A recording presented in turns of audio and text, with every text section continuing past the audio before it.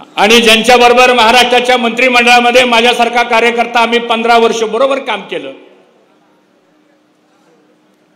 त्यांचे वडील राजाराम बापू पाटील साहेब असतील, आदरणीय पवार साहेब असतील, आदरणीय आपले नेते कैलासवासी भाऊ असतील, ही सारी माणसं एकेकाळी मंत्रिमंडळामध्ये एकत्रितपणानं काम करत होती आणि तोच अनुभव आणि तोच धागा आम्हाला सुद्धा आमच्या राजकीय जीवनामध्ये जयंतरावजी आपण सरकारमध्ये सुद्धा आपण 15 वर्ष एकत्र काम केलं आणि आज आपण ह्या पक्षाचे अध्यक्ष झाला आणि त्या पक्षामध्ये तुम्ही आम्हाला प्रवेश दिला, याबद्दल आपण सर्वजण टाळ्या वाजवून जयंतरावांचं सुद्धा मनापासून स्वागत करा।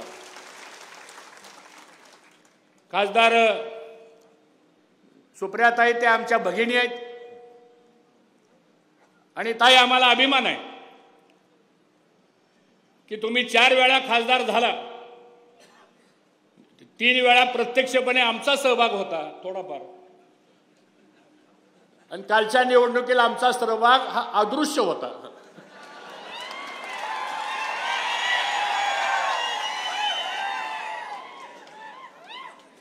हसला तुम्ही सगळी मनापासून। त्या संसद रत्न आहेत, उत्कृष्ट काम करतात।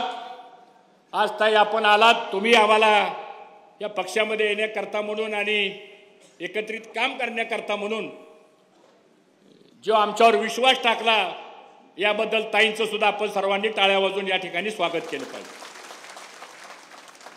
दुसरे आपल्या सर्वांचे ज्येष्ठ नेते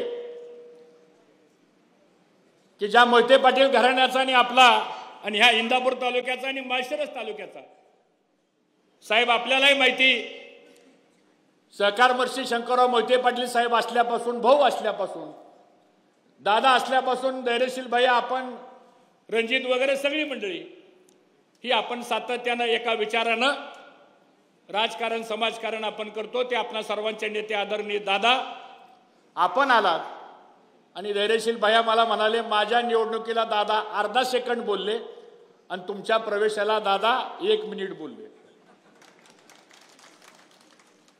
हे भाग्य आहे आपलं। व्यासपीठावर खासदार आमचे कोल्हे साहेब असतील, खासदार धैर्यशील मोहिते साहेब असतील, अशोकरावजी आमचे जुने सहकारी आहेत साहेब, त्यांचा परवा दिवशी मला फोन आला, मला म्हणले साहेब तुम्ही आला बरं झालं, मलाही आधार झाला। मी म्हणलं अशोकराव मला बरं झालं, तुमचाही आधार मला झाला।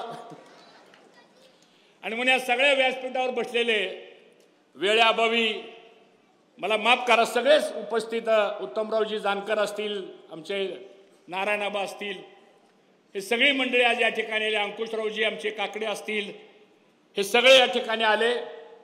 राष्ट्रवादी काँग्रेस पक्षाचे तेजसिंग पाटील आणि त्यांचे सगळे सहकारी, सागर बाबा तुझे नाव घ्यावं लागेल मला, सगळेच मंडळी।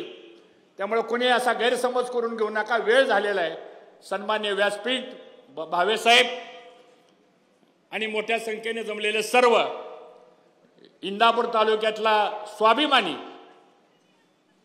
मतदार बंधू भगिनी, महिला वर्ग, पत्रकार आणि माझ्या तरुण सहकारी मित्रांनो, साहेब मी जास्त भाषण करणार नाही, फक्त आभार मानण्यासाठी खरं म्हणजे मी उभा आहे। कारण भाषण काय करायचंय तुम्हाला, तुम्ही जितकं वर्ष राजकारणामध्ये पदाधिकारी म्हणून आपण काम केले तेवढं आमचं वय सुद्धा नाहीये। पण आज आनंद वाटला की मोठ्या भाऊंच्या काळापासून तुम्ही खरं म्हणजे राजकारणाची सुरुवात एकत्रितपणानं केली। आमच्यासारखे कार्यकर्ते संस्कारातून घडले, समाजामध्ये उभं करण्याचं काम आपण केलं आणि जे राजकीय संस्कार आपल्यावर घडले ते कुठल्या एका समाजाचे नाहीत, ते कुठल्या एका गटाचे नाहीत, तर ते संस्कार तळागाळातल्या सर्व धर्म समभावाचा विचार घेऊन आपण राजकारण समाजकारण करायचं, हे बालकडू आपण लहानपणापासून मित्रांनो आपण पाहिलेलं आहे। आणि म्हणून आज इथं येत असताना साहेब आपण आग्रह केला, ताई आपलंही बोलणं झालं, जयवंतराव तर ज्या ज्या वेळेस भेटायचे किंवा फोन व्हायचा म्हणायचे का थांबलाय तिथं, या इकडं।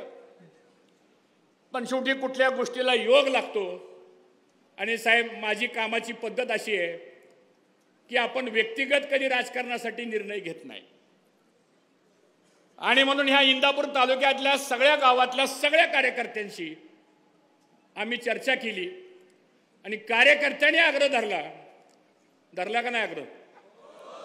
जरा हात वर करून सांगा, धरला का नाही आग्रह? साहेब या सगळ्यांनी आग्रह धरला आणि सांगितलं की आता आपल्याला